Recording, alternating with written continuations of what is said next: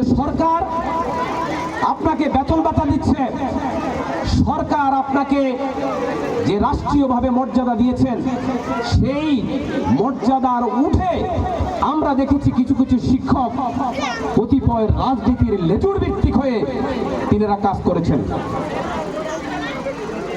এর ধারাবাহিকতার কারণে বিগত দিনের লেখাপড়ার মান অনেকাংশ কম নিম্নমানের হয়ে গেছে।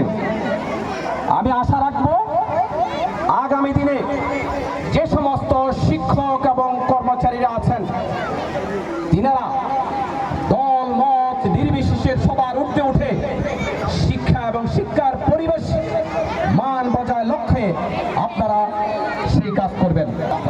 কিন্তু আপনি যখন শিক্ষা প্রতিষ্ঠানে আসবেন আপনি সবার ঊর্ধ্বে উঠে আপনার মন মানসিকতা হতে হবে একজন ছাত্র ছাত্রীকে কিভাবে ডেভেলপমেন্ট করা যায়, একজন ছাত্র ছাত্রী কিভাবে তার সুন্দরভাবে জীবনটাকে গড়ে তোলা যায়, আপনাকে সেই দিকে লক্ষ্য রাখতে হবে। আমি আজকের যিনি বিদায় অনুষ্ঠানের আমরা যাকে বিদায়ী সম্বর্ধনা দিচ্ছি জনাব মফিজুর রহমান বিচ্ছি সাহেবের, তাকে অনুসরণ করে যে সমস্ত স্কুলের শিক্ষকেরা আছেন তারাও যেন এভাবে সম্মানের সহিত একটা প্রতিষ্ঠান থেকে বিদায় নিতে পারেন, আপনারা সেই দৃষ্টি লক্ষ্য রাখবেন। আমরা অনেকে দেখেছি সেটি হচ্ছে যে আপনারা যখন শিক্ষা প্রতিষ্ঠানে চাকরি করেন